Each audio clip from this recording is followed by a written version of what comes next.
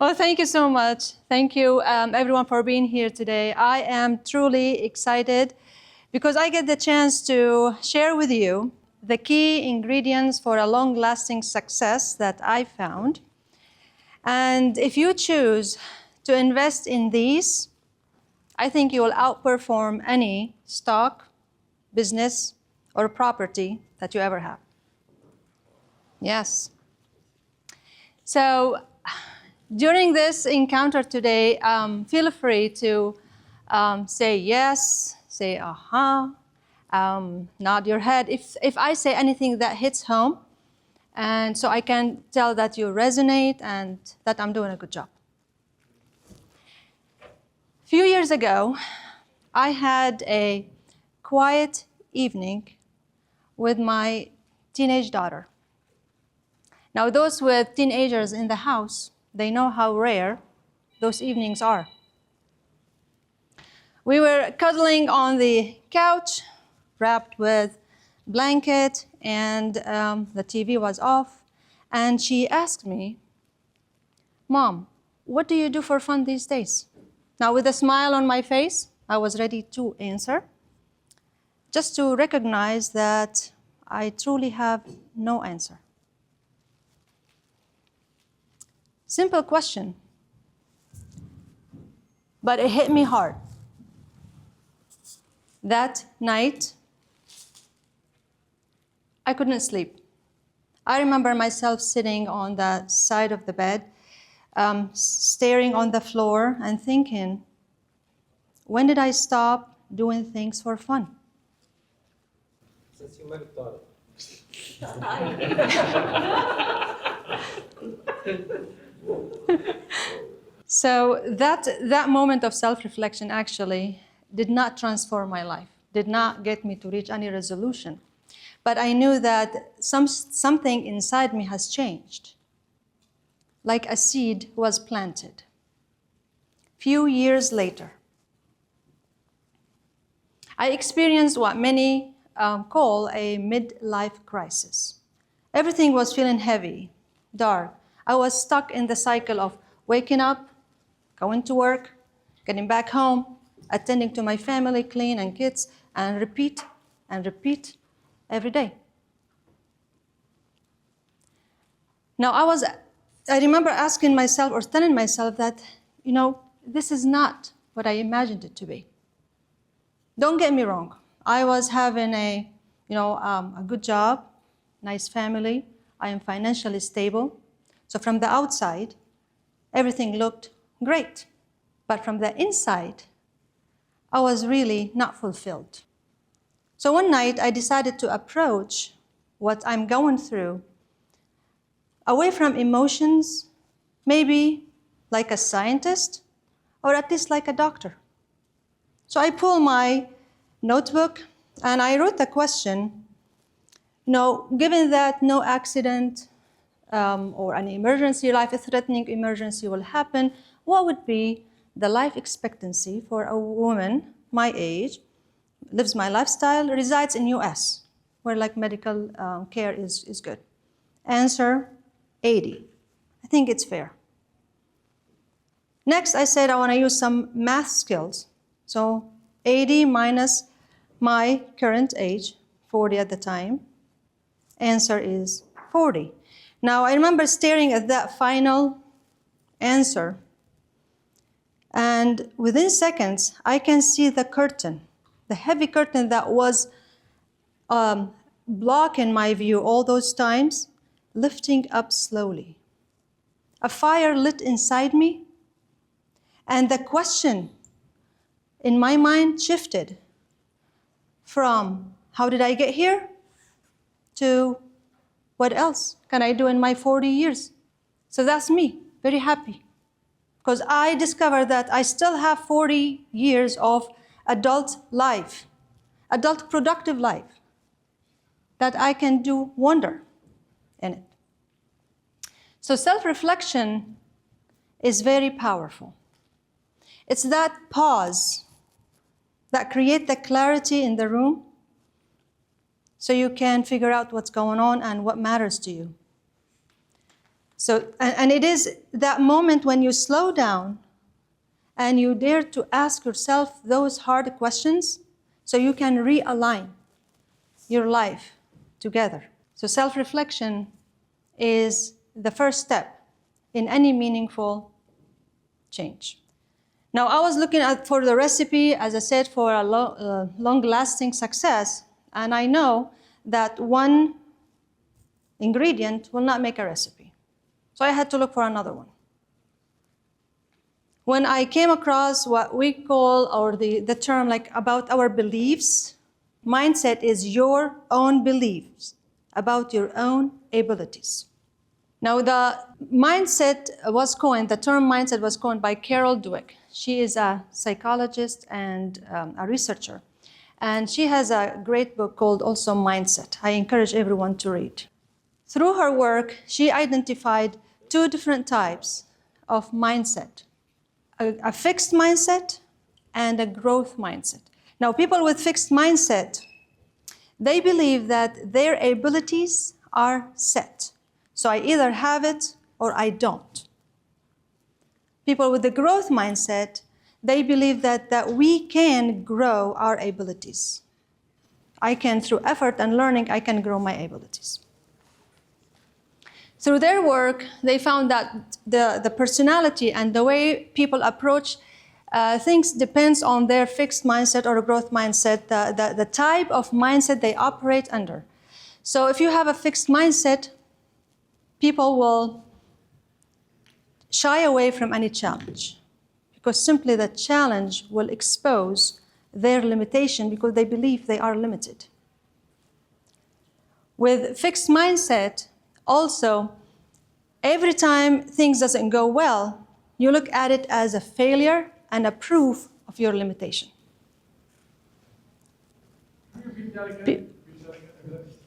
Sorry, which one? Every time it doesn't go well, what happens? Doesn't go well, you believe that it is a proof of my limitation.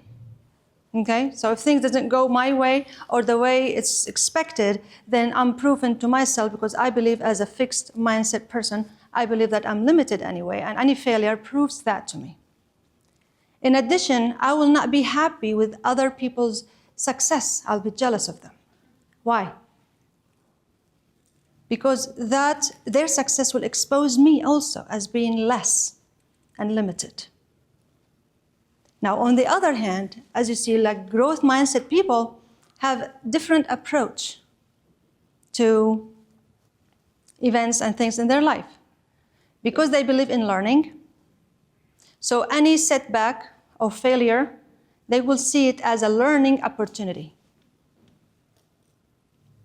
They also don't shy away from challenges because they know when I challenge myself, I'm going to grow. And with a growth mindset, we always believe in growing. We want to do more, we want to do better. On top of that, they surround themselves with those who are successful because they believe they can learn from them. So I'm not going to be afraid. They're not going to expose my limitation because I know I can learn. So if I see someone who's successful, he's going to be my friend. I'm going to surround myself with the great people, so I will be one of them too. Now, the work of Carol Dweck did not stop on analyzing personalities or surveys and watching behaviors, like people behavior, as a psychologist. They also went a step ahead to study if there's any real difference in the brain activity between the fixed mindset people and the growth mindset people. So they basically had those two groups of people. They gave them questions. And with those questions, they phased their evaluation into 3 steps. The first, evaluating the performance, like out of 100, how many right answer or correct answer they got. And then identify the wrong answers and explain the correct answer. What they noticed that if you have a fixed mindset, the activity was the highest during the performance evaluation, the first phase. So people with fixed mindset were very interested in knowing what was my score, how did I do overall. Then when the phase 2 came in to show them, all right, well, you got these questions incorrectly, and here is the correct answer, the activity in the brain dimmed. That was fascinating. It was very fascinating to know that, because they, fixed mindset people, they are not interested in learning what went wrong or what is the correct answer. They are building a wall that prevents them from learning any new information simply because they believe that their abilities are limited. So why to learn? And the opposite, of course, showed in the growth mindset group when they were given the evaluation of what went wrong and what's the correct or the right answer should be, their activity in the brain was heightened. It's amazing things in the brain activities too.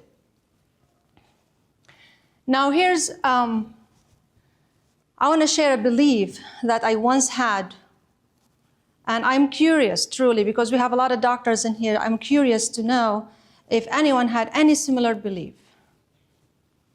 Somewhere, somehow, after I finished my residency and started my busy work in the clinic, I had the belief that if I find a free time, that free time must be utilized with medically related activities. That's what was in my mind. So if I had time to read a book, that book has to be a medical book or a journal. If I had time to watch TV, it had to be a documentary or something related to medicine. If I had time to attend a conference, it would have not been the Tax and Wealth Conference for me. It would have been a CME, medically related conference. So anyone had anything similar? Oh, great. Thank you for sharing, yes. Now it took me to go through the crisis and learn about fixed mindset and growth mindset and identifying that I was operating under a fixed mindset, and then learn how to build a growth mindset so I can do more activities and seek more opportunities and options. So let's see, how can we build, I don't know what happened to the slide, but how can we build a growth mindset? So for the growth mindset, what do you guys think the first step must be when deciding to adapt a growth mindset? Anyone? Yes. Embrace failure. Embrace failure. Great.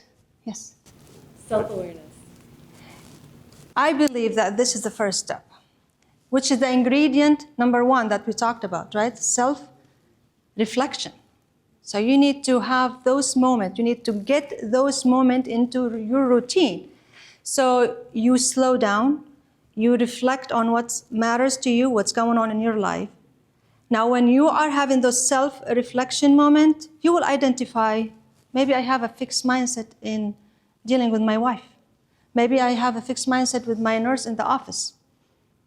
Maybe. With those moments of self-reflection, we definitely can identify fixed mindset. The second, I believe, when we start to do more of self-reflection, we start to listen to our self-talk. Because we are slowing down and we are listening to what's going on in our mind. And when we start listening to our own self-talk, we will notice that there's too many things that we say, I can't. Like, I can't do this and I can't do that, right?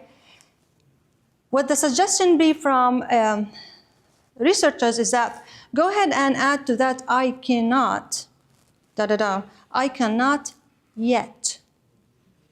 That word yet adds a powerful energy in your brain, telling your brain that even though I don't know how to do it now, but the yet tells me that I can learn, I can seek help, so I know how to do it.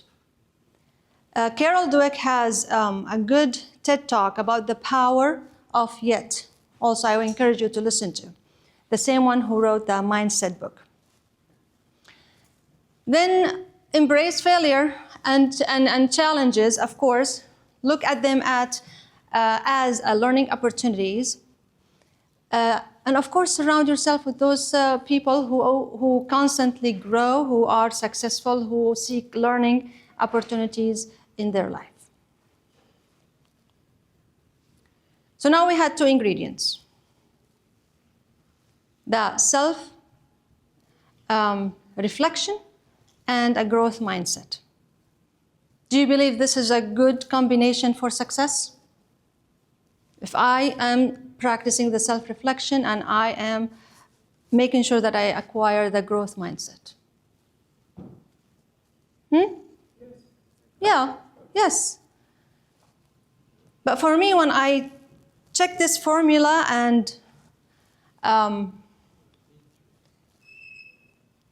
was trying to figure out if there's anything, I wanted something lasting longer, like it would last for a longer time. I felt that I may be able to add a little bit of salt to the formula, and that salt I called grit. So grit is your passion combined with your perseverance. So both passion and perseverance, we call them grit. Passion is what really and truly matters to you, helps you to know what really matters to you. Perseverance is your discipline, the discipline that you put in place so you can continue through the challenges until you reach your goal.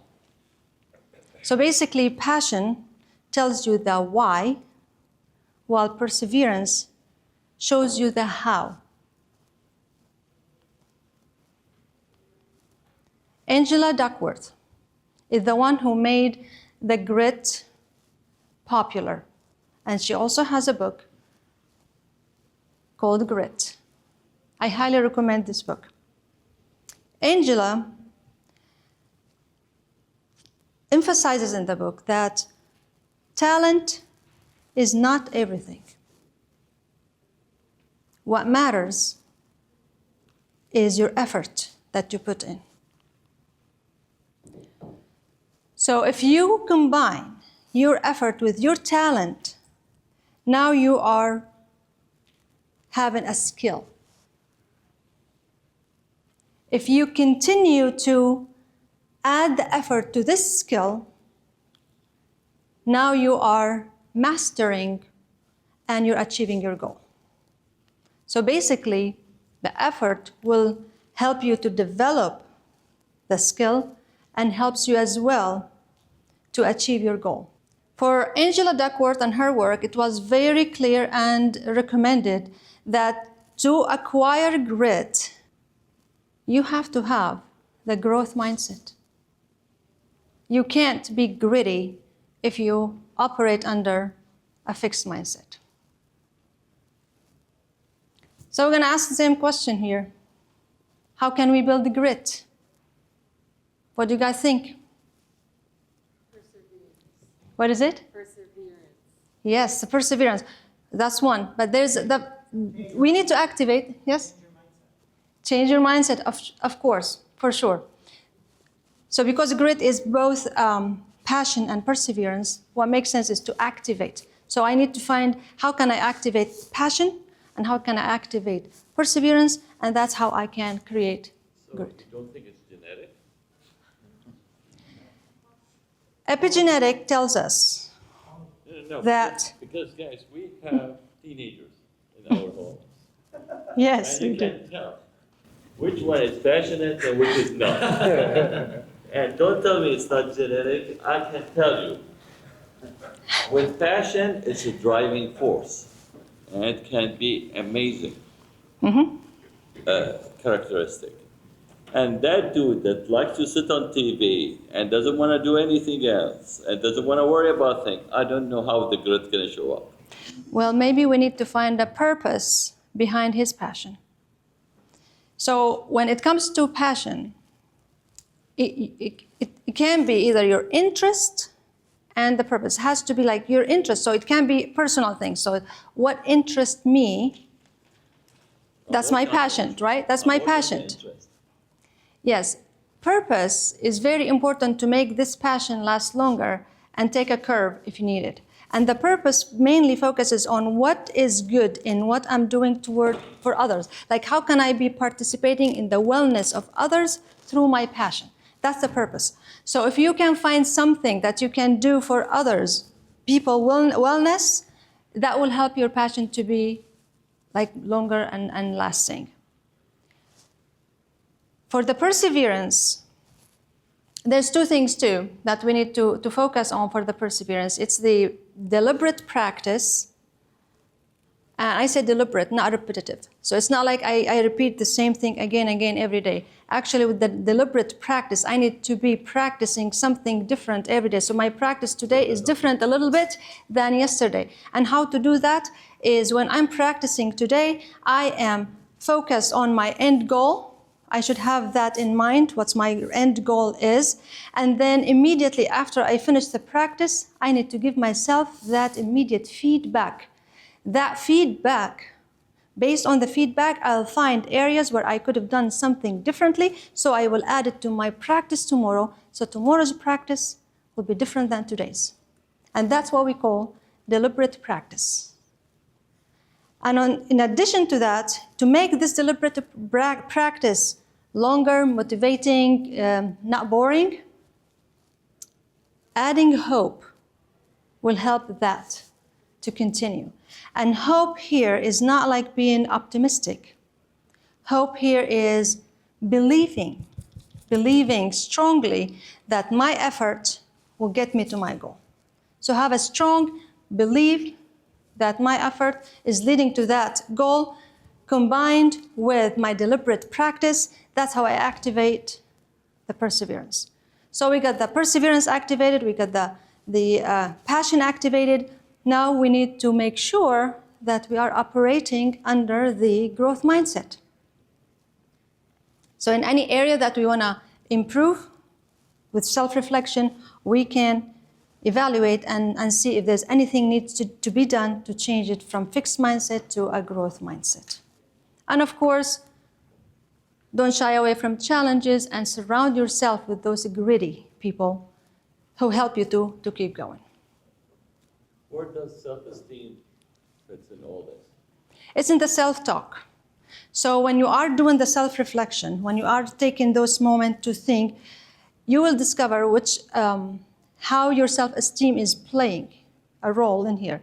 And if that self-esteem or that belief that's affecting, reflecting as a self-esteem is not doing you good, is pulling you in the negative way, then here where the work needs to be done to start to change the mindset and the way we look at it so we can move it to a different way of believing and different way of self-esteem. So yeah, I had a question for you. Fill in the blank. Grit can be grown only if you have what type of mindset? That growth mindset, yes.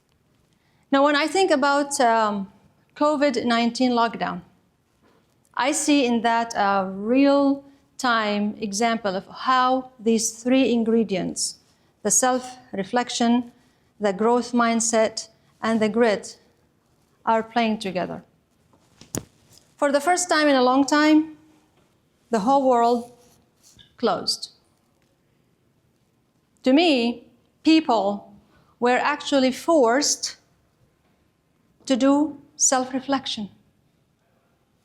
Everyone was slowed down, had to rethink the new reality, and figure out what really matters to them. Now, those with the growth mindset, they found in COVID-19 lockdown an opportunity for them to connect more with their family and loved ones, opportunity to go outdoor, to figure out a virtual way to run their business, to come up with new online models of how to run and innovate in new ways of online business, and also to invest in their personal growth. On the other hand, those with fixed mindset, they struggled deeply.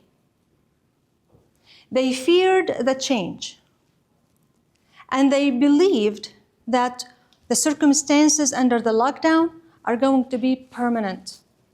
They will never be changed or lifted. The toll was so heavy on them both mentally and physically. Now, only those with grit, the gritty ones, were the ones who were able to persevere and to continue committed through the challenges through COVID and after COVID. They were powered by their passion and love to what they're doing. They were also using their growth mindset to persevere and continue through the challenges. So to me, COVID-19 was a test. The lockdown was a test for our endurance, and it revealed how crucial the